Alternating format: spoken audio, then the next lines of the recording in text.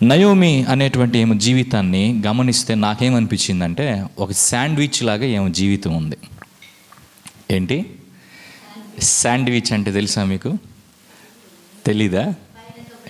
పైన బ్రెడ్, మధ్యలో పైన బ్రెడ్, కింద బ్రెడ్, మధ్యలోనేమో ఏదో కూరగాయలో లేకపోతే మాంసం ఏదో ఒకటి ఉంటుంది అనమాట. పైనంతా బ్రెడ్, కిందంతా బ్రెడ్, రొట్టెలు పైన కింద, మధ్యలోనేమో ఏదో ఒకటి ఉంటుంది. ఈ నయోమి జీవితం అలాగే ఉంది. ముందు ఒక రకంగా ఉంది, ఆఖరిలో ఒక రకంగా ఉంది, మధ్యలో మాత్రం ఇంకొక రకంగా ఆమె జీవిత పరిస్థితులు ఉన్నాయి.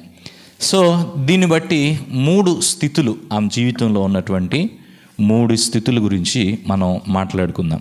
రూతు గ్రంథం 1వ అధ్యాయం 1వ వచనానికి వస్తే, న్యాయాధిపతులు ఏలిన దినముల యందు దేశంలో కరువు కలగగా యూదా బెత్లెహేము నుండి ఒక మనుష్యుడు తన భార్యను తన 2 కుమారులను వెంటబెట్టుకొని మోయాబు దేశమున కాపురముండుటకు వెళ్ళెను. ఈ వచనానికి మళ్ళా వద్దాం, 2వ వచనం చూద్దాం. ఆ మనుష్యుని పేరు ఎలీమెలెకు, అతని భార్య పేరు నయోమి. ఓకే, నయోమి అనేటువంటి ఈ పేరుకు అర్థం నా ఆనందం, మై బ్లిస్ అన్నారు ఇంగ్లీష్లో. మై జాయ్, మై బ్లిస్, నా ఆనందం. ఈ కుమార్తె పుట్టగానే ఆ తల్లిదండ్రులు ఈ పేరు ఆమెకు పెట్టి ఉంటారు. అయితే నయోమి ఎవరు అనేదానికి మనకి సరైన ఆధారాలు, ఆమె యొక్క పుట్టు పూర్వోత్తరాలను గురించినటువంటి విషయాలు బైబిల్లో లేవు. కానీ నయోమి ఏ కుటుంబంలోనికి వెళ్ళింది అనేదాన్ని బట్టి నయోమి యొక్క వైవాహిక జీవితంలో ప్రారంభ దశ ఎలాగుంది అనేది మనం కొంత అవగాహన చేసుకోవచ్చు. నయోమి యొక్క భర్త పేరు ఎలీమెలెకు అని ఇక్కడ మనం చూస్తూ ఉన్నాం. అయితే ఈ ఎలీమెలెకు ఎవరికి సంబంధించిన వాడు? ఏ గోత్రానికి సంబంధించిన వాడు? ఎలీమెలెకు అనే ఈయన యూదా గోత్రానికి సంబంధించినవాడు. అయితే యూదా గోత్రానికి సంబంధించిన ఈయన మీకు జ్ఞాపకం ఉంటే గతంలో రాహాబు గురించి మనం మాట్లాడుకున్నాం. రాహాబు ఎరుకో ప్రాంతం నుండి రక్షించబడిన తర్వాత, ఇశ్రాయేలీల సమాజంలో చేర్చబడిన తర్వాత ఎవరిని వివాహం చేసుకుంది? సల్మాను. ఓకే, సల్మానుని వివాహం చేసుకుంది. తర్వాత జాగ్రత్తగా గమనించండి, మీకు విషయం అర్థమవుతుంది. సల్మాను రాహాబు యొక్క వైవాహిక జీవితాన్ని దేవుడు దీవించగా కలిగిన కుమారుడే బోయేజు. ఆ బోయేజు అనేటువంటి వ్యక్తి ఈ ఎలీమెలెకుకు ఏమవుతాడు? బోయేజు అనేటువంటి వ్యక్తి ఎలీమెలెకుకు ఏమవుతాడు? బంధువు. ఒక మాటలో కొంతమంది ఏమో అన్న కొడుకు అంటారు. అంటే ఎలీమెలెకు, సల్మాను వీళ్ళు అన్నదమ్ముళ్ళు అన్నట్టుగా కొంతమంది అభిప్రాయం. దీన్ని బట్టి మనం ఆలోచన చేస్తే సల్మాన్ యొక్క కుటుంబం అంటే బోయేజు గురించి మనకు ఒక అవగాహన ఉంటుంది. ఈ యొక్క రూతు గ్రంథాన్ని చదివితే బోయేజు ఒక పెద్ద ఆసామి, చక్కని ధనవంతుడు. రాహాబు గురించి ఆలోచన చేసినప్పుడు కూడా మనకు తెలిసింది ఏంటంటే ఆమె ఆర్థికంగా తక్కువ స్థితిలో ఏం లేదు, ఆమె కూడా బాగానే ఉంది. సల్మాను కూడా ఆర్థికంగా మంచిగానే ఉన్నాడు. కుటుంబంలో ముఖ్యుడు, ఆ వంశంలో ఆ గోత్రంలో ముఖ్యుడు కాబట్టే వేగు చూడడానికి పంపించబడ్డాడు. సో వీటన్నిటి ఇవన్నీ బ్యాక్గ్రౌండ్లో పెట్టుకుంటే నయోమి ఎవరనేది మనకు తెలియకపోయినా నయోమి ఏ కుటుంబంలోనికి వెళ్ళింది అంటే ఒక ధనిక కుటుంబంలోనికే భార్యగా వెళ్ళింది. తన యొక్క యవ్వనకాల జీవితంలో వివాహము చేసుకున్న తర్వాత ఒక ధనిక కుటుంబంలోనికి భార్యగా వెళ్ళింది. అంటే దీన్ని బట్టి మనం ఏమర్థం చేసుకోవచ్చు అంటే ఆమె జీవితాన్ని మనము 3 దశలుగా చూడాలంటే మొదటి దశ ఇది. వైవాహిక జీవితంలో ఒక ధనిక కుటుంబంలోనికి భార్యగా వెళ్ళింది కనుక సౌకర్యవంతమైన, సౌభాగ్యవంతమైన, సంతోషకరమైన వైవాహిక జీవితాన్ని తాను కలిగి ఉన్నది అని చెప్పడంలో సందేహం లేదు. సో ఈ స్థితికి ఒక పేరు నేనేం పెడుతున్నానంటే ధనిక స్థితి అందాం. ధనిక స్థితి అంటే డబ్బులు సరిపడా ఉన్నటువంటి స్థితి. డబ్బుల విషయంలోనే కాకుండా ఆనందానికి కొదువు లేదు. ఒక మంచి కుటుంబం, ఆ యొక్క కుటుంబంలోనికి ఆమె వెళ్ళింది. ఇది మనము ప్రతి స్త్రీ కూడా తన జీవితంలో కోరుకునేటువంటి స్థితి. లేకపోతే ప్రతి కుటుంబం వాళ్ళ కుటుంబంలో ఉన్నటువంటి ఆడపిల్లల విషయంలో చేసే ఆలోచన, మా అమ్మాయిని పలానా చోట ఉంచాలి, పలానా చోట ఇవ్వాలి అని అనుకోవటం. అలాంటి స్థితిలోనికి ఈ నయోమి యొక్క జీవితము వెళ్ళింది. అది మొదటి స్థితి అనుకుంటే, ఇక అక్కడి నుండి కొంతకాలం వారి యొక్క వైవాహిక జీవితం కొనసాగగా దేవుడు వారి వైవాహిక జీవితాన్ని దీవించి 2వ వచనంలో అతని 2 కుమారుల పేర్లు మహ్లోను, కిల్యోను, వారు యూదా బెత్లెహేము వారైన ఎఫ్రాతీయులు అని రాయబడింది. సో దేవుడు వారి యొక్క వైవాహిక జీవితాన్ని దీవించి 2 పిల్లలను దేవుడు వారికి ఇచ్చాడు. వాళ్ళ పేర్లు మహ్లోను, కిల్యోను. వీళ్ళు యూదా దేశంలో బెత్లెహేం అనేటువంటి ప్రాంతంలో ఉంటున్నటువంటి వారు. బెత్లెహేం అనేది ఏంటంటే రొట్టెల ఇల్లు. బెత్లెహేం, బెత్ అంటే ఇల్లు, లెహేం అంటే రొట్టె. బెత్లెహేం అంటే రొట్టెల ఇల్లు.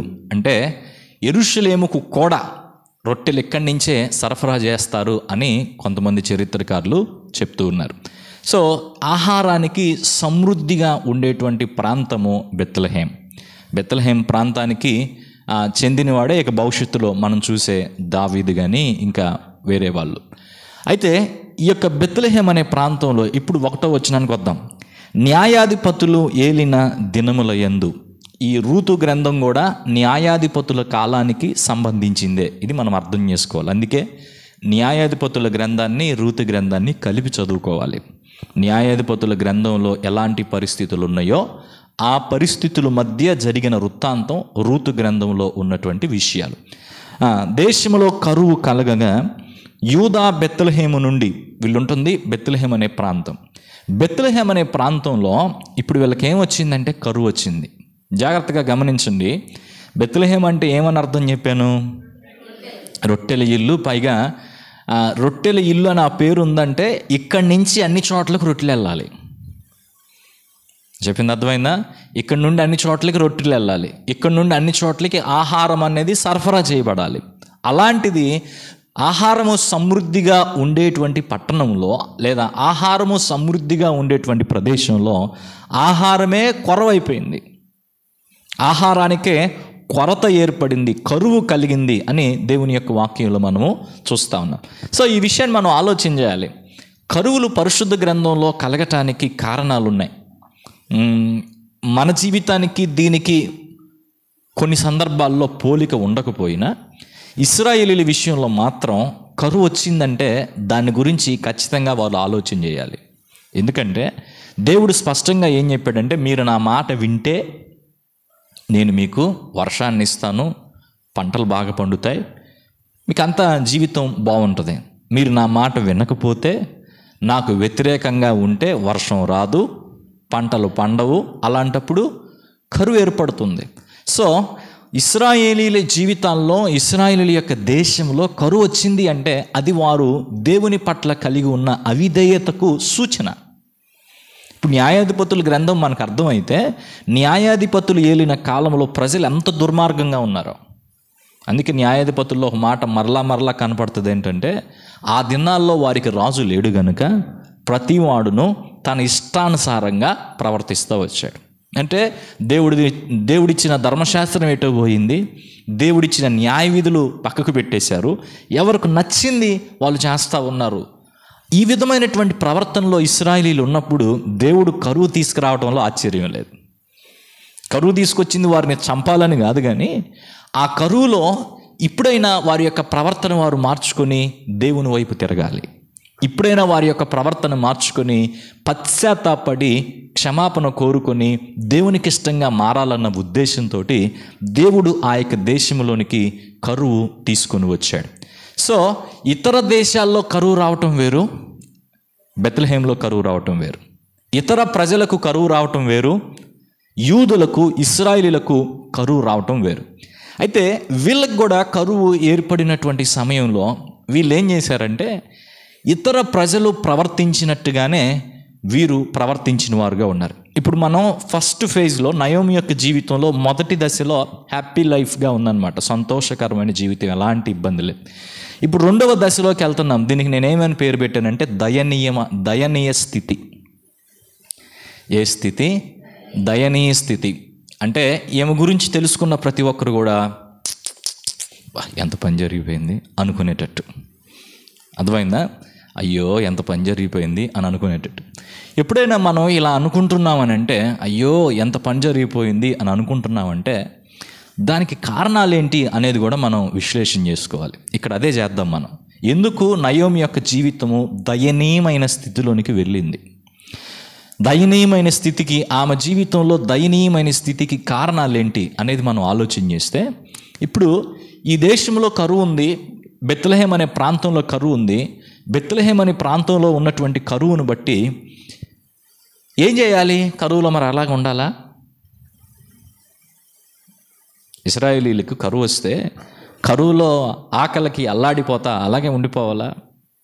కరువు ఉన్నప్పుడు పరిస్థితులు ఎలా ఉంటాయి? మనం సారిపోతే విధవరాలను గుర్తు చేసుకుంటే అర్థమైంది కరువులో ఉండే పరిస్థితి ఎలా ఉంటుందో. కొంచెం పిండి ఉంది, కొంచెం నూనె ఉంది, ఒక రొట్టె చేసుకొని నేను నా కొడుకు చెరిసగం తిని ఇక అంతటితో ఎల్లబుచ్చుకుందాంలే అనుకునే పరిస్థితి. కరువు భారంగా ఉన్నప్పుడు, ఆహారం దొరకని పరిస్థితులు ఉన్నప్పుడు, కొనుక్కోలేని పరిస్థితి, రేట్లు అధికంగా ఉంటాయి. అలాంటి పరిస్థితుల్లో 3 పూటలు తినేది కాస్త 2 పూటలు తింటారు. కొన్ని సందర్భాల్లో కొంచెం బలంగా ఉన్నవాళ్ళు మేము ఉపవాసం ఉంటాంలే మిగతా వాళ్ళు తినండి అని మిగతా వాళ్ళకి భోజనం పెట్టి పాపం వీళ్ళు ఉపవాసం ఉంటారు, లేకపోతే పస్తుంటారు.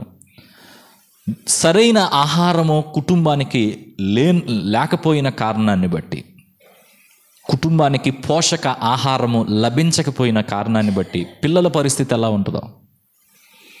ఈ మహలోను, కిలియోను వీళ్ళు పిల్లలు బాగా తగ్గిపోతున్నారమ్మా, బలం లేకుండా అయిపోతుంది. ఎందుకని? కరువు. ఆ కరువు భారముగా ఉన్నటువంటి విధానాన్ని బట్టి ఎన్నో ఇబ్బందులు. ఇప్పుడు ఏం చేయాలి? ఇప్పుడు ఈయన ఏం చేయడానికి తీర్మానించుకున్నాడంటే, ఒక మనుష్యుడు తన భార్యను, తన 2 కుమారులను వెంటబెట్టుకుని మోయాబు దేశమున కాపురముండుటకు వెళ్ళెను. ఈయనేమి నిర్ణయం చేసుకున్నాడంటే, ఇక్కడ కరువు ఉంది కాబట్టి మోయాబు దేశం, అది ఈ బెత్లెహేం అనే ప్రాంతానికి 30 మైళ్ళ దూరంలో ఉందంట. ఇప్పుడంటే 30 మైళ్ళైనా దెబ్బకి వెళ్ళిపోదామని మనం అనుకుంటాం, కానీ వాళ్ళకి సరిపోద్ది. ఈ మంత సరికంతా వేసుకొని నడుచుకుంటా, ఎలాంటి వాహనాలు లేని ఆ దినాల్లో అక్కడికి ప్రయాణం చేయటం అంటే చాలా కష్టం. సో 30 మైళ్ళ దూరంలో ఉన్నటువంటి ఆ మోయాబు దేశానికి ప్రయాణమై వెళ్ళిపోయారు.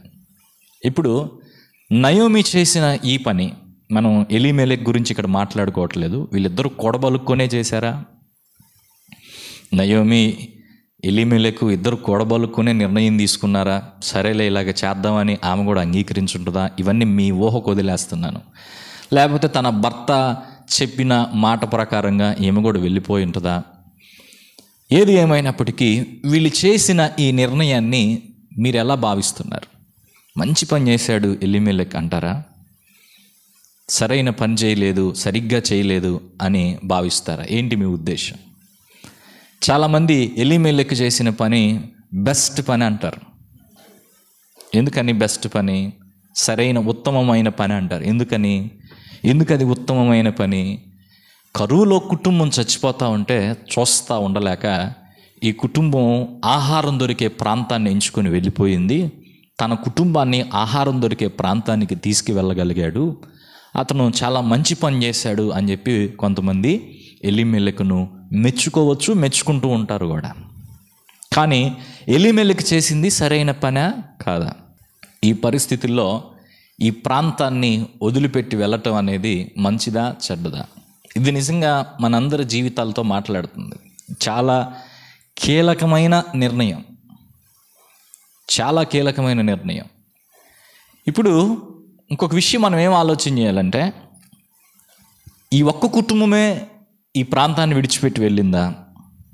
లేకపోతే బెత్లెహేంలో ఎన్ని కుటుంబాలు అయితే ఉంటున్నాయో అన్ని కుటుంబాల్లో కొన్ని కుటుంబాలు ఈ ప్రాంతాన్ని విడిచిపెట్టి వాళ్ళకి తెలిసిన వేరే వేరే ప్రాంతాలకు వెళ్ళిపోయాయా? 3 బెత్లెహేమే ఖాళీ అయిపోయిందా? ఇవి మనం ఆలోచన చేయాల్సిందే.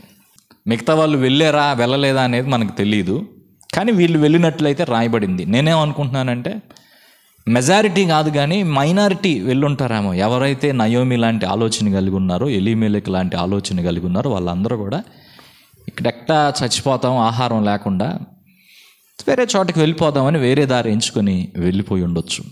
సరే, ఇక్కడ మనం ఆలోచించాల్సిన విషయం ఏంటంటే, లోకానుసారంగా ఆలోచన చేస్తే, మన జీవితంలో నుండి దేవుణ్ణి పక్కకు పెట్టి ఆలోచన చేస్తే ఎలీమెలెకు చేసింది, నయోమి చేసింది బెస్ట్ పని అని అనిపిస్తుంది.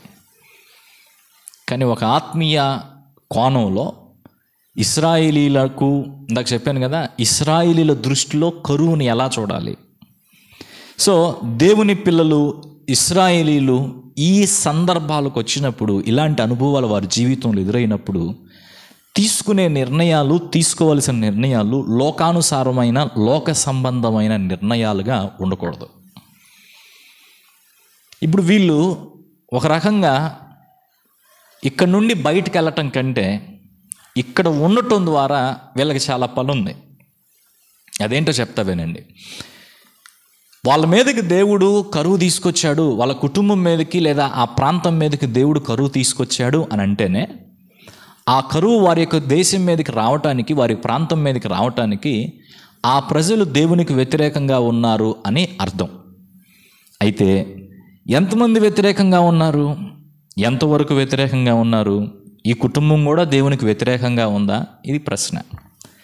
ఓకే, ఈ కుటుంబం దేవుని యందు భయభక్తులు కలిగిన కుటుంబం అయితే, దేవునితో సరైన ప్రవర్తన కలిగి జీవిస్తున్నటువంటి కుటుంబం అయితే, దేవునికి వ్యతిరేకమైనటువంటి కుటుంబాలు, దేవునికి వ్యతిరేకమైన జీవితాన్ని జీవిస్తున్న కుటుంబాలు ఆ చుట్టుపక్కల ఉన్నాయి. ఇప్పుడు దేవుడు ఈ ప్రజలను దీవించాలంటే, అంటే కరువు తొలగిపోయి మరలా సమృద్ధికరమైన ఆహారం వారికి కలగాలంటే ఏం చేయాలి? ఈ మిగతా కుటుంబాల్లో ఉన్న వాళ్ళందరూ మరలా దేవుని వైపు తిరిగి వారి జీవితాలను మార్చుకుంటే దేవుడు ఆ పరిస్థితిని మరలా తీసుకొస్తాడు. అలాంటి పరిస్థితుల్లో దేవునితో సరిగ్గా నడుస్తున్నటువంటి వ్యక్తి, దేవునితో మంచి ప్రవర్తన కలిగి కొనసాగుతున్నటువంటి కుటుంబాలు, ఒకవేళ నయోమి, ఎలీమెలెకుల యొక్క కుటుంబం దేవునితో సన్నిహితమైన సంబంధం కలిగిన కుటుంబం అని మనం అంగీకరిస్తే, అలాంటి కుటుంబాలు ఏం చేయాలి? కరువులు వచ్చినప్పుడు వీళ్ళు అక్కడే నిలబడి ఎవరైతే దేవునికి వ్యతిరేకంగా ఉన్నారో వాళ్ళ కోసం ప్రార్థన చేయటం, వారిని హెచ్చరించటం, మీరు కూడా దేవుని వైపు తిరగండి అని వారికి సువార్త ప్రకటించటం, ఆత్మ సంబంధమైన ఉజ్జీవములోనికి ఆ ప్రాంతాన్ని నడిపించే ప్రయత్నం చేస్తే భౌతికమైన పరిస్థితులు మారతాయి. దానికి భిన్నంగా కరువు భారంగా ఉందని చెప్పేసి వీళ్ళు వాళ్ళ మీద ఉన్న ఆ బాధ్యతను పూర్తిగా విస్మరించి పక్కకు పెట్టేసి ఈ కరువును తప్పించుకోవటానికి ఇంకొక చోటకి వెళ్ళాలనేటువంటి నిర్ణయం చేయడము ఒక రకంగా సరైన నిర్ణయము కాదు. ఇంకో రకంగా చెప్పాలంటే, ఈ నిర్ణయము ద్వారా సాక్ష్యమిచ్చే అవకాశాన్ని వీళ్ళు కోల్పోతున్నారు. ఈ నిర్ణయము ద్వారా ఈ ప్రదేశాన్ని వదిలిపెట్టి వెళ్తున్నారు. ఇది చాలా ముఖ్యం. కరువు వచ్చినప్పుడు ఇస్సాకుతో కూడా దేవుడు ఈ మాట చెప్తాడు. ఇస్సాకు కూడా అబ్రహాము లాగానే కనాను దేశాన్ని విడిచిపెట్టి ఐగుప్తు దేశానికి ప్రయాణమై వెళ్ళాలనుకుంటున్న సందర్భంలో దేవుడు మాట్లాడి, నువ్వు ఐగుప్తులోకి వెళ్ళొద్దు, మీ నాన్న చేసిన తప్పు నువ్వు చేయొద్దు, ఇక్కడే ఉండు, ఈ ప్రాంతంలోనే ఉండు అని చెప్పి ఆ ఫిలిస్తీయా దేశంలో ఆయన ఆగాడు. ఈ యొక్క ప్రాంతంలోనే ఉండమని చెప్పి దేవుడు ఇస్సాకుతో మాట్లాడడం జరిగింది. సో వాళ్ళకి ఆ దేశంలో ఉండటం అనేది చాలా ప్రాముఖ్యం. దేశంలో ఉంటే దేవుని సన్నిధి వారితో ఉంటుంది, దేవుని ఆశీర్వాదం వారితో ఉంటుంది. ఆ దేశాన్ని విడిచిపెట్టి వెళ్ళటం, దేవుని ప్రజలను విడిచిపెట్టి వెళ్ళటం ఏమాత్రం మంచిది కాదు. నయోమి యొక్క జీవితంలో దయనీయమైన స్థితి ఏర్పడడానికి మొట్టమొదటిగా పునాది ఇక్కడే పడింది. మొట్టమొదటిగా పునాది, ఇశ్రాయేలు ప్రజలు దేవునికి వ్యతిరేకంగా ఉన్నారు, దాన్ని బట్టి కరువు ఏర్పడింది అని మనం మొదటిగా అంగీకరించవచ్చు. అది మొదటి కారణం అయితే, రెండవ కారణం ఏం చెప్పొచ్చు అంటే, వీళ్ళు దేవుని ప్రజలను విడిచిపెట్టి వెళ్ళటం అనేది రెండవ కారణం అవుతుంది. దేవుని ప్రజలకు దూరంగా వెళ్ళిపోవటం, ఆ ప్రాంతాన్ని విడిచిపెట్టి వెళ్ళిపోవటం. సరే వెళ్ళారు. 2వ వచనం, వెళ్ళి వారు మోయాబు దేశమునకు వెళ్ళి అక్కడ కాపురముండిరి.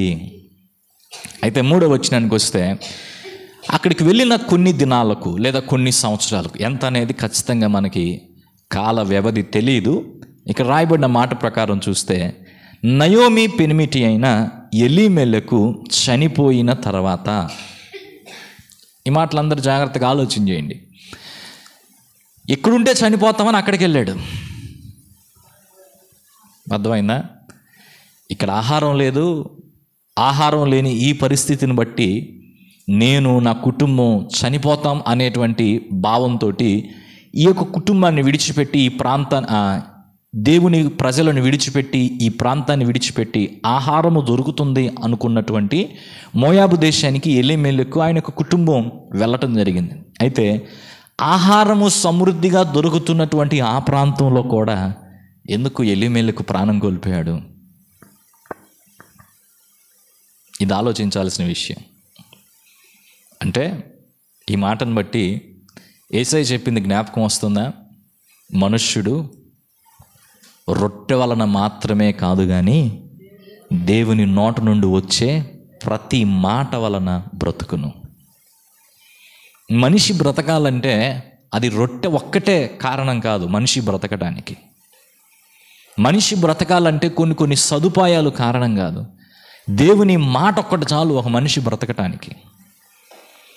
దానికి భిన్నంగా మనం ఇంకొకటి ఏం అర్థం చేసుకోవాలంటే, రొట్టెలున్నా, సదుపాయాలు ఎన్నున్నా, దేవుని సహాయం లేకపోతే, దేవుని తోడు లేకపోతే బ్రతకటం అనేది సాధ్యం కాదు. జీవించి ఉండటం అనేది సాధ్యం కాదు. ప్రాణము కోల్పోవటం అనేది కొన్నిసార్లు జరుగుతూ ఉంటుంది.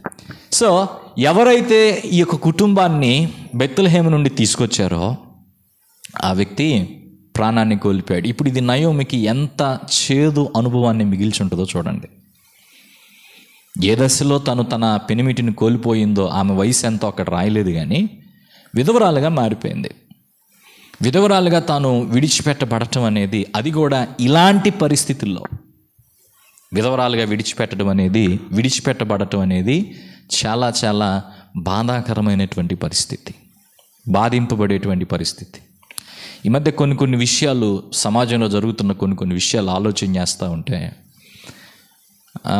భర్తను కోల్పోయి విధవరాలు అవుతున్నటువంటి వాళ్ళు కొంతమంది, యవ్వన కాలంలో ఉండి కూడా సరైన వివాహాలు చెయ్యబడకపోయిన కారణాన్ని బట్టో, లేదా ఎవరినైతే ఆమె వివాహం చేసుకుందో ఆ వ్యక్తి మంచి ప్రవర్తన కలిగి ఉండకపోవటాన్ని బట్టో వీళ్ళు ఒంటరి జీవితాన్ని జీవించే పరిస్థితి ఏర్పడుతూ ఉంది.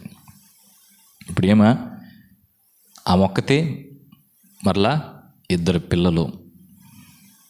సరే, వాళ్ళు మంచి వయసులో 20 సంవత్సరాలు అలా ఉండుండొచ్చు.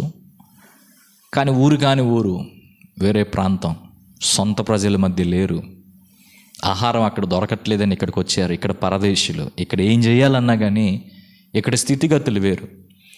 ఇట్లాంటి స్థితిలో గనక ఆ దేశంలో ఉండుంటే, ఎక్కడ బెత్లెహేములో ఉండుంటే, నయోమి విధవరాలుగా బెత్లెహేములో ఉండుంటే పరిస్థితి ఇంకొక రకంగా ఉండేది. తనకు సహాయం బాగా దొరికేది.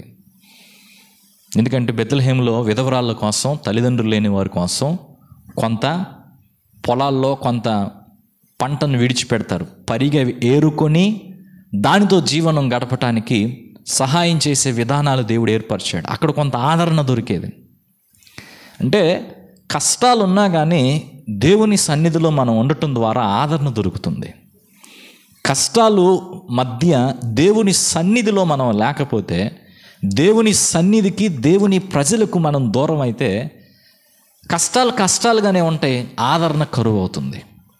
దేవుడు ఎప్పుడు కూడా మీకు ఏ కష్టాలు రావని అసలు ఎప్పుడు చెప్పలేదు. ఈ జీవిత ప్రయాణంలో ఒక్కొక్క అనుభవంలో ఒక్కొక్క రకమైనటువంటి కష్టం మనలను పలకరిస్తుంది. కానీ ఎన్ని కష్టాలు మనలను పలకరించినా ప్రతి కష్టంలో దేవుని సన్నిధిలో మనకు ఓదార్పు కలుగుతుంది. దేవుని బిడ్డల వలన మనకు ఓదార్పు కలుగుతుంది. నయోమికి ఇప్పుడు కొరవైంది ఏంటి? ఆ దేవుని బిడ్డల ఓదార్పే. మోయాబు దేశంలో తన విశ్వాసాన్ని అంగీకరించిన వారు, తన వంటి విశ్వాసం కలిగిన వారు ఎవరైనా ఉన్నారా? ప్రశ్నార్థకమే. ఉండొచ్చు, ఉండకపోయి ఉండొచ్చు. అక్కడున్న వారందరూ అన్యులు, అక్కడున్న వారందరూ అవిశ్వాసులు, దేవునితో సంబంధం లేనివారు. వాళ్ళకి తన విషయం ఏమీ అర్థం కాదు. పోనీ మోయాబు దేశంలోనైనా ఏమో దేవునికి సాక్షిగా ఉండగలదా? అక్కడ కూడా సాక్షిగా ఉండలేదు. ఏం చెప్పిద్ది అక్కడికి వెళ్ళి? చాలా విచిత్రమైనటువంటి పరిస్థితులు వీరి యొక్క కుటుంబంలో ఏర్పడ్డాయి.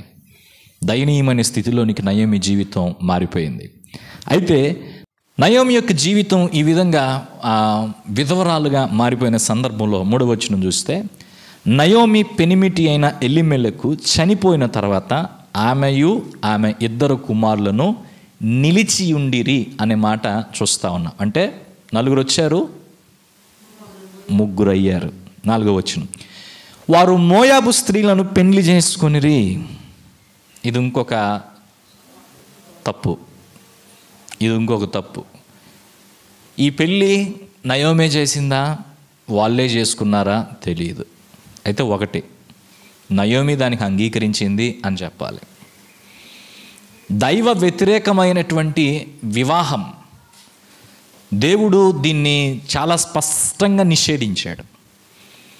దైవ వ్యతిరేకమైన వివాహం, అన్యులతోటువంటి వివాహము ఏమాత్రమో చేసుకోకూడదు అని దేవుడు స్పష్టంగా చెప్పాడు. ఎందుకంటే అన్యులతో వివాహాలు కనుక జరిగితే దేవుని యొద్ద నుండి ఈ ప్రజలు దూరం చేయబడే అవకాశం ఉంది కనుక ఆ వివాహాలను దేవుడు నిషేధించాడు. కానీ ఇప్పుడు పోయి ఏం జరిగింది ఇక్కడ గమనిస్తున్నారా? నయోమి యొక్క దయనీయమైన స్థితికి కారణం ఒకటి, దేవునికి వారు వ్యతిరేకంగా ఉండటం, ఒక దేశంగా, ఒక సమాజంగా, ఇశ్రాయేలు సమాజం. 2, దేవుని ప్రజలను విడిచిపెట్టి వెళ్ళిపోవటం. 3, దైవ వ్యతిరేక వివాహాలు జరిగించటం. ఇవి లాంగ్ టర్మ్లో సమస్యాత్మకంగా మారాయి. అంటే అప్పటికప్పుడు పరిస్థితులు వేరుగా ఉన్న కాల వ్యవధిలో వేరుగా మారిపోయినాయి. వారిలో ఒకదాని పేరు ఓర్ప, రెండవ దాని పేరు రూతు. 5వ వచనం, వారు ఇంచుమించు 10 సంవత్సరములు అక్కడ నివసించిన తర్వాత వచ్చారు. ఒక 10 సంవత్సరాలు గడిపారు. ఈ 10 సంవత్సరాల్లో వీరికి వివాహాలు కూడా అయినాయి. నివసించిన తర్వాత మహలోను కిల్యోనను 2 చనిపోయేది. సరే, దీనికంటే ముందు ఇంకో విషయం మనం ఆలోచన చేద్దాం. ఒకవైపు నయోమికి అక్కడ కరువు భారంగా ఉందని ఇక్కడికి వచ్చింది. ఇక్కడికి వచ్చిన తర్వాత భర్త చనిపోయాడు. భర్త చనిపోయిన తర్వాత పిల్లలేమో దైవ వ్యతిరేకమైన వివాహాలు చేసుకున్నారు. ఇవన్నీ ఒక పక్క గుచ్చుతానే ఉండాలి ఆమెని. ఎందుకు ఇలా జరిగింది నా జీవితంలో? దానికి తోడు 10 సంవత్సరాలు వాళ్ళ పిల్లలకి వివాహాలు జరిగినా ఎవరికీ పిల్లలు కలగలేదు. పెద్దోడికి లేరు, చిన్నోడికి లేరు. సంతానం లేకపోవటం. ఇశ్రాయేలీలు సంతానాన్ని లేకపోవటం కూడా ఒక శాపం కిందే చూస్తారు.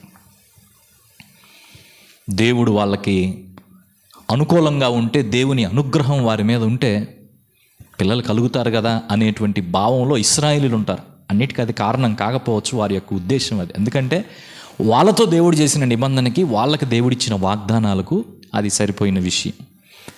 అది ఇంకొక బాధ కావచ్చు. ఇప్పుడు ఇక్కడ ఏమైనా నయోమి యొక్క జీవితంలో చాలా కోణాలు ఉన్నాయి. ఒక భార్యగా తన స్థితి ఏంటి ఇప్పుడు వరకు అయిపోయింది, మాట్లాడుకున్నాం. ఒక తల్లిగా ఆమె ఆలోచన ఎలా ఉంటుంది? కుటుంబ భారం అంతా ఆమె మీద పడింది కదా.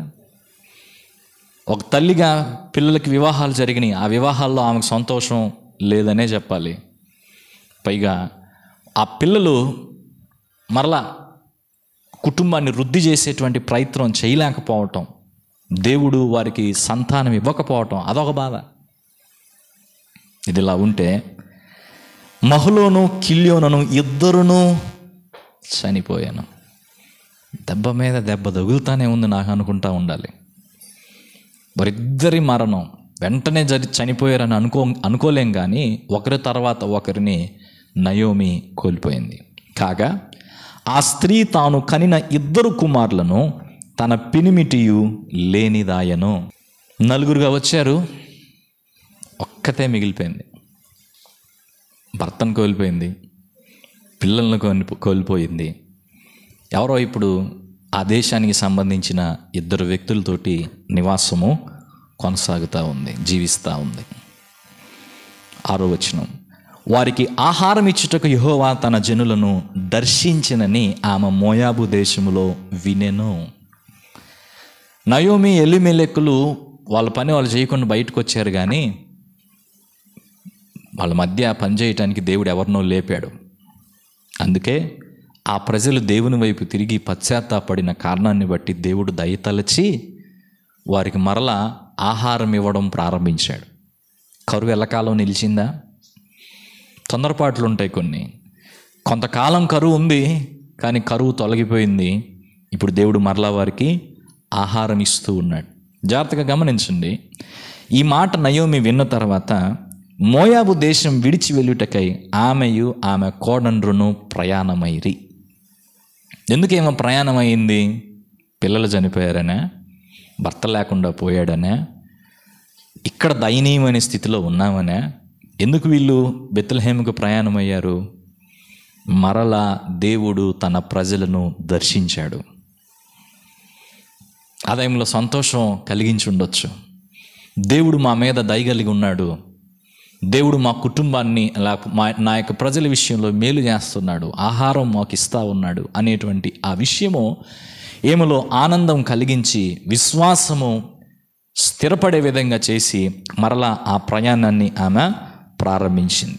7వ వచనం, అప్పుడు ఆమె ఉన్న స్థలము నుండి ఆమెతో కూడా ఆమె 2 కోడండ్రును బయలుదేరి యూదా దేశమునకు తిరిగిపోవాలని మార్గమున వెళ్ళుచుండగా.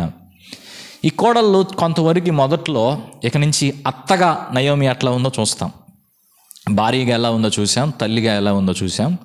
అత్తగా ఇంక నయోమి పాత్ర ఏంటి అనేది ఇక్కడి నుంచి మనం చూస్తాం.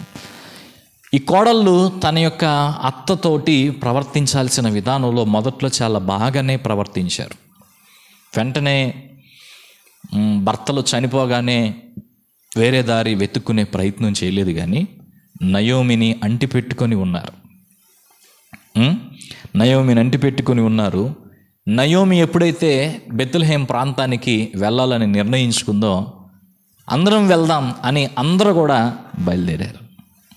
అయితే 8వ వచనానికి వచ్చేసరికి, నయోమి తన 2 కోడండ్రును చూచి, మీరు మీ తల్లుల ఇండ్లకు తిరిగి వెళ్ళుడి, చనిపోయిన వారి ఎడలను నా ఎడలను మీరు దయచూపినట్లు యెహోవా మీ ఎడల దయచూపునుగాక. మీలో ఒక్కొక్కతే పెండ్లి చేసుకొని తన ఇంట నెమ్మది నొందునట్లు యెహోవా దయచేయునుగాక అని వారితో చెప్పి వారిని ముద్దు పెట్టుకొనెను.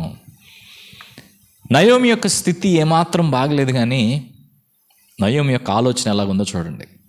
ఇక్కడ కూడా బైబిల్లో ఏ క్యారెక్టర్నైనా, నేను మొదటి నుంచి చెప్తున్నాను, మనం ఏ క్యారెక్టర్ గురించి చదివినా, ఏ వ్యక్తి గురించి చదివినా ఆ వ్యక్తిని మనం మంచిగా అర్థం చేసుకోవచ్చు, చెడుగా కూడా అర్థం చేసుకోవచ్చు. అది మనం అర్థం చేసుకునేటువంటి విధానంలో ఉంటుందన్నమాట. బైబిల్లో ఉన్న వ్యక్తులనే కాదు, భూమి మీద ఉన్న వ్యక్తులను కూడా, నీ తోటి వ్యక్తిని కూడా నువ్వు చూసే కోణంలోనే ఉంటుంది అది, నీకు ఆ వ్యక్తి ఎలా అర్థమవుతున్నాడు. ఇప్పుడు నయోమి నేడ ఎలా అర్థం చేసుకోవాలి? మంచిగా అర్థం చేసుకోవచ్చు, చెడ్డగా కూడా అర్థం చేసుకోవచ్చు. 2 చెప్తున్నాను, మీరే ఆలోచన చేయండి. మంచి విషయం ఏంటంటే, మంచి విషయమా చెడ్డ విషయం అనేది ముందు పక్కన పెడదాం. నయోమి తన కోడళ్లను తనతో పాటు బెత్లెహేముకు తీసుకొని రాకుండా ఉండాలని ఆలోచన చేస్తూ ఉంది. అంటే తన కోడళ్లను తనతో పాటు బెత్లెహేముకు తీసుకెళ్ళటం నయోమికి ఇష్టం లేదు. ఎందుకని? నయోమికి తన కోడళ్లను బెత్లెహేముకు తీసుకెళ్ళటం ఇష్టం లేదు. ఎందుకని? సరే, ఇప్పుడు ఆమె ఆ విధంగా చెప్పింది కదా, ఇప్పుడు ఏమంటుందంటే, మీరు మీ ఇళ్ళకి వెళ్ళండి, మీ తల్లిదండ్రుల దగ్గరికి వెళ్ళండి, వెళ్ళి మళ్ళీ పెళ్లి చేసుకోండి, సంతోషంగా ఉండండి అని చెప్పింది. తర్వాత వాళ్ళు ఏమంటారంటే, నీ ప్రజల యొద్దకు నీతో కూడా వచ్చేదము అన్నారు 10వ వచనంలో. అంటే నయోమి మళ్ళా చెప్తుంది, నా కుమార్తెలారా, మీరు మరలుడి, నాతో కూడా మీరు రానేలా, ఎందుకమ్మా నాతో పాటు మీరు? మిమ్మల్ని పెండ్లి చేసుకుంటకై ఇంకా కుమారులు నా గర్భమున ఉందురా? నాకేమన్నా ఇంకా పిల్లలు ఉన్నారా మీకు నేను మళ్ళీ పెళ్లి చేయటానికి? ఒకవేళ నేను పురుషునితో ఉండలేని ముసలిదానను, నాకు నమ్మిక కలదని చెప్పి రాత్రి పురుషునితో నుండి కుమారులను కనినను వాళ్ళు పెద్దోళ్ళు అయ్యే వరకు మీరు ఆగుతారా? మీరు వారి కొరకు కనిపెట్టుకుని పురుషులు లేక ఒంటరి కత్తెల యుందురా? నా కుమార్తెలరా, అది కూడదు. యెహోవా నాకు విరోధి ఆయను, అది మిమ్మల్ని నొప్పించినంతకంటే నన్ను మరి ఎక్కువగా నొప్పించిందని వారితో చెప్పాను. ఓవరాల్గా ఈ మాటలన్నింటిలో మనకేం అర్థమవుతుందంటే, మీరు ఎంతకాలం ఒంటరి కత్తెలుగా ఉంటారు, ఎంతకాలం భర్తలు లేకుండా ఉంటారు, అదేమాత్రం మంచిది కాదు. మీకు మళ్ళీ కుటుంబాలు కావాలి, ఏర్పడాలి అని చెప్పి వారిని ఇంటికి పంపడానికి ఆమె ప్రయత్నం చేస్తూ ఉంది. ఇందులో మీకు ఏం కనపడింది? నయోమి తను కష్టాల్లో ఉన్నా కానీ, తన ఇబ్బందుల్లో ఉన్నా కానీ, తన స్వార్థం ఆలోచన చేసుకోకుండా, ఇప్పుడు వాళ్ళు వస్తే ఏమకి మంచిగా చెడా? మంచిగానే, ముసలిది అంటుంది కదా, నేను ముసలిదాన్ని అంటుంది. వాళ్ళు వస్తే వాళ్ళిద్దరు కూడా యవనస్తులు కాబట్టి వాళ్ళిద్దరి ద్వారా నయోమికి ఎంతైనా కొంత ఆసరా, కొంత సహాయం బాగుంటుంది. ఇప్పుడు మహ్లోను లేని లోటు, కిల్యోను లేని లోటు, ఎలీమెలెకు లేని లోటు ఎంతో కొంత ఈ కోడళ్ళ ద్వారా తీరే అవకాశం ఉంది. సో ఆ స్థాయికి పోయిన తర్వాత నా కోడళ్ళు నన్ను చూడలేదు, నా కోడళ్ళు నన్ను పట్టించుకోలేదు అని కోడళ్ళ మీద నెపాన్ని పెట్టడమో, నేరాలు మోపటమో, వాళ్ళ గురించి చెడుగా మాట్లాడటమో, ఇవన్నీ చేయొచ్చు. కానీ నయోమి, నా సంగతి పక్కన పెట్టండి, మీ బాగు మీరు చూసుకోండి, మీరు బాగుండండి అని వాళ్ళ మంచి గురించి ఆలోచించేటువంటి వ్యక్తిగా నయోమి ఉంది. ఇక్కడి నుంచి ఈ విషయంలో నయోమి దగ్గర నుంచి మనం నేర్చుకోవాల్సిన మంచి పాఠం ఏదైనా ఉందంటే, తన జీవితం ఎలాగున్నా ఇతరుల మంచిని కోరుకునేదిగా నయోమి ఉంది. తన జీవితం ఎలాగున్నా, తన కష్టాలు ఎలా ఉన్నా, తన ఇబ్బందులు ఎలా ఉన్నా, మీరు బాగుండండి, మీ కుటుంబాలు బాగు చేసుకోండి, మీరు మంచి జీవితాన్ని జీవించండి అని ప్రోత్సహించేదిగా నయోమి ఉంది. అయితే ఇక్కడ ఏమని చాలామంది చెడుగా అర్థం చేసుకుంటారు. అది కూడా చెప్తున్నా వినండి. ఎట్లా అర్థం చేసుకుంటారు చెడుగా? అసలు ఎందుకు వీళ్ళని వద్దని అంటుంది? వీళ్ళు ఏమతో పాటు బెత్లెహేంకి వస్తే సమస్య ఏంటి అంటే, బెత్లెహేములో వీళ్ళని చూసిన వారందరూ నయోమి గురించి ఏమనుకోవాలి?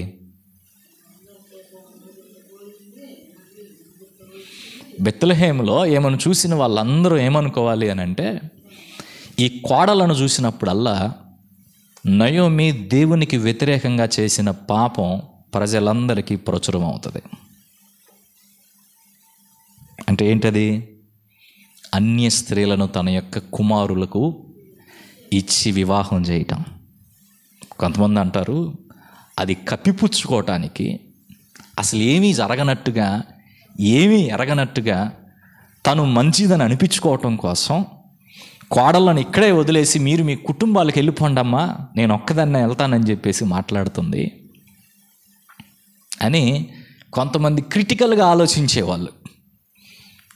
ఏమో జీవితాన్ని చాలా క్రిటికల్గా ఆలోచించే కొంతమంది భావిస్తూ ఉంటారు. మీరు ఆ కోణంలో ఆమెను అర్థం చేసుకోండి. అయితే అందులో కూడా ఒక పాఠం ఉంది. అదేంటంటే, మన పాపములను మనం కప్పిపుచ్చుకునే ప్రయత్నం చేయకూడదు అనే ఒక మంచి పాఠం ఉంది అక్కడ కూడా నేర్చుకోవటానికి. సో ఆ విధంగా చెప్పింది. అయితే వాళ్ళు మొదట్లో కుదరదన్నారు, కానీ ఎప్పుడైతే వాళ్ళకి సర్ది చెప్పే ప్రయత్నం చేసిన తర్వాత 14వ వచనంలో, వారు ఎలుగెత్తి ఏడవగా ఓర్పా తన అత్తను ముద్దు పెట్టుకొనెను, రూతు ఆమెను హత్తుకొనెను. ఓర్పా నిర్ణయించుకుంది, టాటా అత్త, నేను వెళ్ళిపోతున్నాను. రూతు మాత్రం నిర్ణయించుకుంది. అప్పుడు రూతుతో కూడా చెప్తుంది 15వ వచనం, ఆమె, ఇదిగో నీ తోడి కోడలు తన జనుల యొద్దకును తన దేవుని యొద్దకును తిరిగిపోయినదే, నీవును నీ తోడి కోడలు వెంబడి వెళ్ళుమనెను. ఆమె వెళ్ళిపోయింది కదా, నువ్వు కూడా వెళ్ళమ్మా అని అంటే, అందుకు రూతు అంటది, నా వెంబడి రావద్దనియు, నన్ను విడిచిపెట్టమనియు నన్ను బ్రతిమాలు కొనవద్దు. నీవు వెళ్ళు చోటికే నేను వచ్చేదను, నీవు నివసించు చోటనే నేను నివసించేదను. నీ జనమే నా జనము, నీ దేవుడే నా దేవుడు. ఇక్కడ ఇంకో విషయం గమనించండి, నీ దేవుడే నా దేవుడు, నీ జనమే నా జనము అని రూతు మాట్లాడుతూ ఉంది అంటే, మాట్లాడగలిగింది అంటే, అత్త అయిన నయోమి ఈ కోడళ్ళతోటి వీళ్ళు విగ్రహారాధికులైన అన్య స్త్రీలకు అన్య జనాంగానికి సంబంధించిన స్త్రీలైన ఏదో ఒక సందర్భంలో అవకాశం ఉన్నప్పుడల్లా దేవుని గురించి ఎంతో కొంత వీళ్ళతో పంచుకుంది అని అర్థం. పంచుకోకపోతే ఆ మాటలు ఎందుకు వస్తాయి? దేవుడి గురించి ఆమె ఎప్పుడోకప్పుడు ఏదో ఒక కోణంలో వాళ్ళకి చెప్పుంటుంది. అంటే తన కోడళ్లకు సాక్ష్యమిచ్చే అత్తగా నయోమి ఉంది అని మనం భావించవచ్చు. తన కోడళ్లకు సాక్ష్యమిచ్చేటువంటి అత్తగా నయోమి ఉందని మనం భావించవచ్చు. అయితే ఇంకో మాట అంటుంది, నీవు మృతునందు చోటనే నేను మృతి పొందేదను, అక్కడనే పాతి పెట్టబడేదను, మరణము తప్ప మరి ఏదైనను నిన్ను నన్ను ప్రత్యేకించిన యెడల యెహోవా నాకు ఎంతైనా కీడు చేయునుగాక అనెను. ఒకవేళ మరణము తప్ప ఇంకేదైనా నిన్ను నన్ను దూరం చేస్తే దేవుడు నాకు కీడే చేస్తాడు పో అని చెప్పి నయోమితోటి రూతు మాట్లాడుతుంది. 18, తనతో వచ్చుటకు ఆమెకు మనసు కుదిరినదని నయోమి తెలుసుకున్నప్పుడు అందుని గూర్చి ఆమెతో మాట్లాడుట మానెను గనుక వారిద్దరూ బెత్లెహేమునకు వచ్చే వరకు ప్రయాణం చేశారు. ఇక అడగటం మానేసింది. ఈ అమ్మ ఎంత చెప్పినా వినేటట్టుగా లేదు అని చెప్పి ఆ విధంగా అడగటం మానేసింది.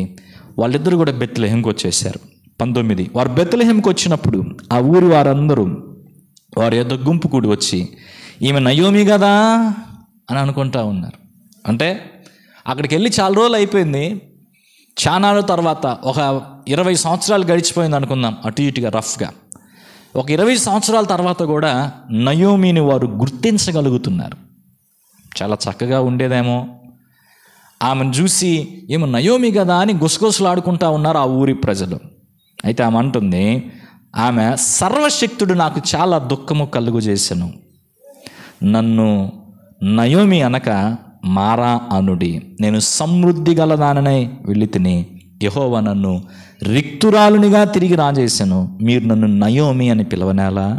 యెహోవా నా మీద విరుద్ధంగా సాక్ష్యం పలికను, సర్వశక్తుడు నన్ను బాధపరచునని వారితో చెప్పారు. ఈ వచనాలు చూస్తే ఈమె చేసింది, ఏమేం మాట్లాడుతుందంటే అంత దేవుడు తనకేం చేశాడో అదే మాట్లాడుతుంది. కానీ దేవుడికి ఏమేం చేసిందో చెప్తుందా? అసలు అది చెప్పట్లా. దాని గురించిన ప్రస్తావన లేదు. దేవుడు నాకు అట్ట చేశాడు, ఇట్ట చేశాడు, అది చేశాడు, ఇది చేశాడు అని చెప్పి దేవుడు తన జీవితంలోకి తీసుకొచ్చిన క్రమశిక్షణ అంతా దాని గురించే మాట్లాడుతుంది. కానీ ఏమో దేవునికి వ్యతిరేకంగా ప్రవర్తించిన వాటి గురించి అసలు మాట్లాడలేదు. ఇది చాలా ముఖ్యం. కష్టాలు, దయనీయమైన స్థితి మన జీవితంలో ఏర్పడుతుందంటే ఈ దయనీయమైనటువంటి స్థితికి దేవునితో మనకున్న సంబంధం ఎలాగుంది అది చాలా ముఖ్యం. దేవునితో మనకున్న సంబంధం సరిగా లేకపోతే దయనీయమైనటువంటి స్థితి కొన్నిసార్లు మనల్ని క్రమశిక్షణలోకి తీసుకురావడానికి దేవుడు అనుమతించవచ్చు. దాన్ని బట్టి నయోమి యొక్క జీవితంలో కృతజ్ఞత లేకుండా మాట్లాడుతుందని కూడా చెప్పొచ్చు ఇక్కడ. ఎందుకంటే ఇక్కడ చూడండి, యెహోవా నన్ను రిక్తురాలినిగా తిరిగి రాజేసను. అది నిజమా? రిక్తురాలుగా ఉందా నయోమి? రూతును కూడా లేకుండా చేస్తే అప్పుడు చెప్పాలి ఆ మాట. ఎందుకంటే రూతు గురించి చివరిలో సాక్ష్యం ఏముంటుందంటే, 7 కుమారుల కంటే నీకెక్కువగా ఉన్న నీ కోడలో. అంటే చుట్టుపక్కల వాళ్ళందరూ ఏమంటారంటే, అమ్మా నీకు 7 కుమారులు ఉన్నా కానీ రూతు చూసుకున్నట్టుగా నిన్ను ఎవరు చూసుకోరమ్మా. అంటే దేవుడు దయనీయమైన తన యొక్క జీవితాన్ని ఆ రీతిగా మార్చినా కానీ ఎట్లా ఉంటుందంటే, దేవుడు ఒక దెబ్బ కొట్టినట్టే ఉంటాడు, మళ్ళీ దారి చూపిస్తూనే ఉంటాడు. మనం ఏంటంటే ఈ కొట్టే దెబ్బనే గురించే మాట్లాడుకుంటాం కానీ దేవుడు చూపించేటువంటి మార్గాన్ని, దేవుడు మన కొరకు తెరిచే ద్వారాల గురించి కృతజ్ఞత కలిగి ఉండం. అది కావాలి. దేవుని పట్ల కృతజ్ఞత అనేది మన జీవితంలో కావాలి. నెక్స్ట్ 22, అప్పుడు నయోమియు ఆమెతో కూడా మోయాబీయురాలైన రూతు అను ఆమె కోడలను మోయాబు దేశం నుండి తిరిగి వచ్చిరి. వారిద్దరూ యవల కోత ఆరంభంలో బెత్లెహేము చేరి. మొత్తానికి వీరు బెత్లెహేముకి వచ్చేసారు. బెత్లెహేముకి వచ్చిన తర్వాత ఆదరణ దొరికే స్థలం ఇది. 2వ అధ్యాయం 1వ వచనం, నయోమి పెనిమిటికి బంధువుడు ఒకడు ఉండెను, అతడు చాలా ఆస్తిపరుడు, అతడు ఎలీమెలకు వంశపు వాడై ఉండెను, అతని పేరు బోయజ్. అర్థమైందా? ఎలీమేలకు వంశపు వాడై ఉండేను. ఎంత దగ్గరగా అనేది ఇప్పుడు దీన్ని బట్టి అర్థం చేసుకోవచ్చు. దాన్ని బట్టి మోయాబీరాలైన రూతు, నీ సెలవైన ఎడల నేను పొలములోనికి పోయి ఎవని కటాక్షము పొందగలను వాని వెనక పరిగనేరుకొందిన నయోమితో చెప్పగా ఆమె నా కుమారి పొమ్మనెను. ఒక రకంగా చెప్పాలంటే నయోమి రూతుని కూతురులాగానే చూసుకుందనాలి. ఆ మాటను బట్టి కాదు కానీ ఆ ప్రవర్తన అంతటిలో ఒక కుమార్తెలాగా ఆమెను భావించి సలహాలు ఇవ్వటం కావచ్చు, నడిపించటం కావచ్చు చేసింది. సో నయోమి రూతు ఈ విధంగా వెళ్ళి రోజంతా పొలంలో పనిచేసి వచ్చిన తర్వాత 19వ వచనం, అంతటా ఆమె అత్త ఆమెతో, నేడు నీవెక్కడ ఏరుకొంటివి? పరామర్శ. అత్తాకోడలు పలుక్కోకుండా లేదు ఇక్కడ. ఒకళ్ళతో ఒకళ్ళు పలుక్కోకుండా ఉండే పరిస్థితి లేదు. ఇద్దరు చక్కగా మాట్లాడుకుంటున్నారు. ఒక తల్లి కూతురులాగా వాళ్ళ మధ్య సంభాషణ చూడండి.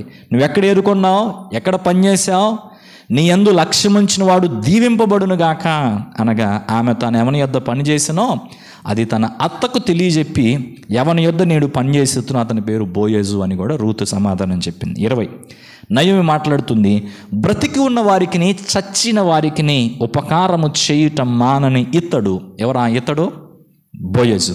యెహోవా చేత ఆశీర్వదింపబడునుగాక అని తన కోడలతో అనెను. ఇంకొక మాట అంటుంది, ఆ మనుష్యుడు మనకు సమీప బంధువుడు. అంటే ఈ సమీప బంధువుని ధర్మము గురించి కూడా నయోమి రూతుకు ఏదో ఒక సందర్భంలో చెప్పుండొచ్చు. అతడు మనలను విడిపింపగలిగిన వారిలో ఒకడు. అంతేకాకుండా 22వ వచనంలో ఏమంటుందంటే, నా కుమారి అతని పనికత్తెలతో కూడానే బయలుదేరుచు వేరొక చేనులోని వారికి నీవు కనబడకపోవుట మంచిది. ఎందుకు చెప్పింది ఈ మాట? ఈ మాట ఎందుకు చెప్పింది? 22వ వచనంలో ఉన్న ఈ మాట నయోమి ఎందుకు చెప్పిందంటే, ఆల్రెడీ నయోమి మనసులో 20వ వచనంలోనే ప్లాన్ మొదలైపోయింది. ఏందా ప్లాను? వీళ్ళిద్దరికీ వివాహం చేయాలనేటువంటి ఆ ప్లాన్.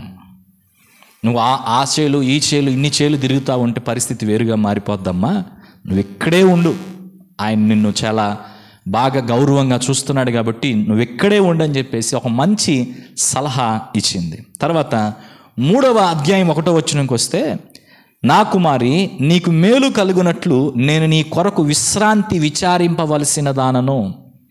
నీకు మేలు కలుగునట్లు నీ కొరకు విశ్రాంతి విచారింపవలసిన దానను. ఈ మాట గురించి ఆలోచన చేయండి. అక్కడి నుంచి వచ్చేసాం, బాధలు పోయినాయి, మంచిగా ఆహారం దొరుకుతుంది, నా కోడలు రోజు తీసుకొస్తుంది, ఎర్రకు వస్తుంది, తింటున్నాను, వండి పెడుతుంది, వెళ్ళిపోతుంది కాలం అనుకొని నోరు మూసుకొని కూర్చోలే. ఇంత కష్టపడుతుంది, ఈ అమ్మాయికి ఏదో ఒక దారి చేయాలి. ఆ మనసులో ఉన్న ఆలోచన, నీకు మేలు, చూడండి ఏంటది, నీకు మేలు కలుగునట్లు నీ కొరకు విశ్రాంతి విచారింపవలసినదాన్న. ఇది నా కర్తవ్యం, ఇది నా బాధ్యత. అత్తగా తన బాధ్యతను తాను తీసుకుంది.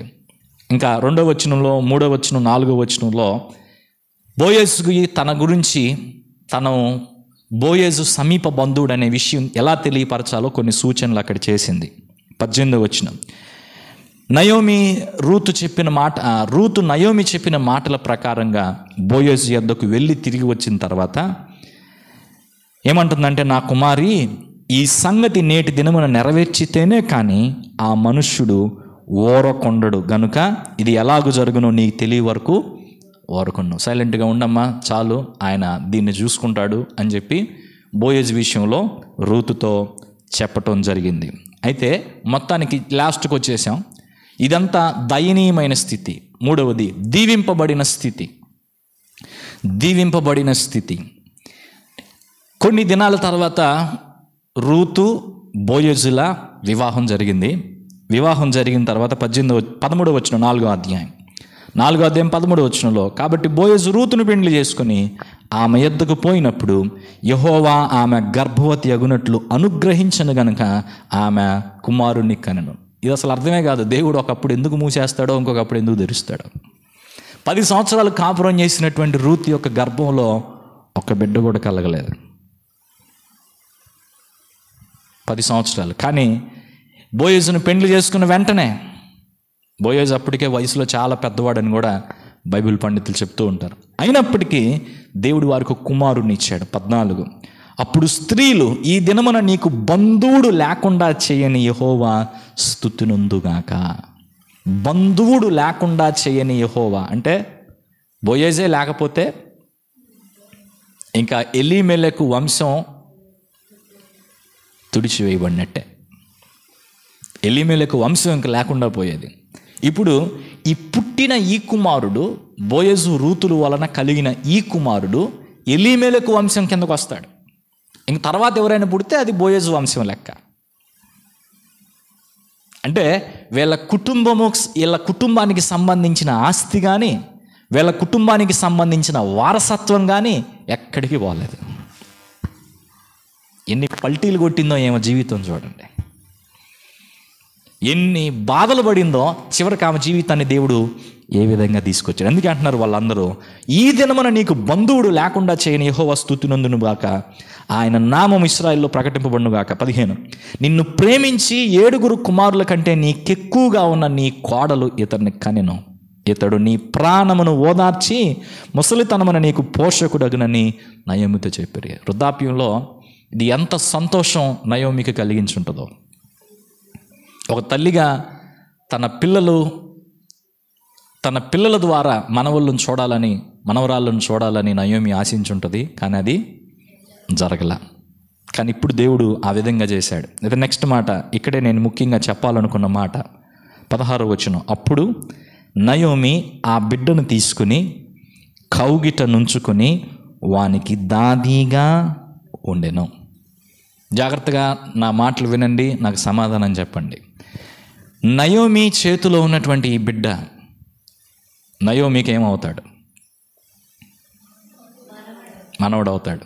అయితే ఈ బిడ్డకు నయోమికి ఏమైనా రక్త సంబంధం ఉందా?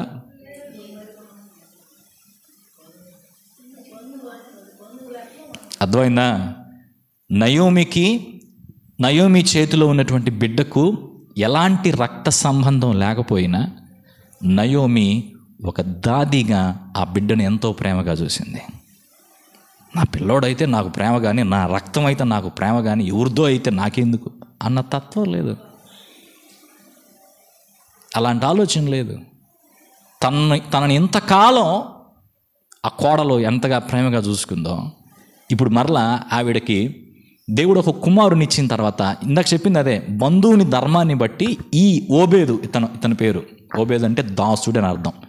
ఈ ఓబేదు ఎలీమెలెకు వంశాన్ని నిలబెట్టేవాడు అవుతాడు, ఎలీమెలెకు వంశానికి వారసుడు అవుతాడు. కాబట్టి మనవడే. ఇక తర్వాత పుట్టే వాళ్ళు బోయేజు రూతుల లెక్కలోకి వస్తారు. ఏర్పాటు చేసిన సమీప బంధు ధర్మాన్ని బట్టి ఇప్పుడు పెద్దవాడికి, ఇప్పుడు ఇంట్లో 2-3 పిల్లలు ఉంటే మొదట ఆయనకి పిల్లలు పుట్టకపోతే, ఒకవేళ మొదట ఆయన పిల్లలను కనకుండానే చనిపోతే, ఈ రెండో ఆమెని ఉన్నటువంటి ఆయన తమ్ముడు వివాహం చేసుకుని పిల్లల్ని కనాలి. పిల్లల కంటే మొదట పుట్టిన పిల్లవాడు అన్న లెక్కలోకి వస్తాడు. ఈ తర్వాత పుట్టేటువంటి పిల్లలు ఆ యొక్క కుటుంబానికి, ఇంక వాళ్ళ రెండవ కుటుంబాన్ని లెక్కలోకి వెళ్ళిపోతుంది. ఇది దేవుడు ఏర్పాటు చేసిన బంధువుని ధర్మం. చివరికి వచ్చేసరికి నయోమి యొక్క జీవితాన్ని దేవుడు దీవెనకరమైన స్థితిలో ఉంచాడు. ముసలితనంలో ఆమెని మంచిగా చూసుకునే ఒక మనవడు, చక్కగా ఒక కోడలు, బంధువుడైన బోయస్. సో ఈ యొక్క విషయాలన్నింటిలో మనం గమనించాల్సింది ఏంటంటే, దేవుడు మనలను ఏ స్థితుల్లో నుండి నడిపిస్తున్నాడో ఆలోచన చేసుకోవాలి. ఆ స్థితులలో మనం దేవునికి ఎలా స్పందిస్తున్నాం అనేది కూడా చూడాలి. మన తప్పిదాలు పక్కన పెట్టేసుకుని వాటి గురించి మనం ఆలోచన చేయకుండా తప్పంతా దేవుడిదే అని మాట్లాడే వాళ్ళంగా ఉండకూడదు. రెండోది, కృతజ్ఞత లేని విధానం ఉండకూడదు. దేవుడు కొన్ని కష్టాలు మన జీవితంలో అనుమతించవచ్చు, కొన్ని మనకి మింగుడు పడని వాటిని జీవితంలోకి తీసుకురావచ్చు. అయినా వాటి మధ్య దేవుని చిత్తం ఏమైందో, దేవుడు ఏ విధమైన ఆలోచన కలిగి వాటిని మన జీవితంలోకి తీసుకొస్తున్నాడో అర్థం చేసుకొని దేవునికి మనము అప్పగించుకొని, ఇది నీ చిత్తం, నేనేం చేయగలను అని దేవునికి అప్పగించుకొని ముందుకు వెళ్ళే వారంగా ఉండాలి. సో తన జీవితం మంచిగా ప్రారంభమైంది, మధ్యలో రకరకాలైన పరిస్థితులు గుండా వెళ్ళింది. అందులో ఆమె తప్పిదాలు కూడా చాలా ఉన్నాయి. అయినప్పటికీ దేవుడు ఆమె జీవితాన్ని మరలా ఎప్పుడైతే తన సొంత ప్రజలకు తిరిగి వచ్చిందో అది చాలా ముఖ్యమైన విషయం. Coming back.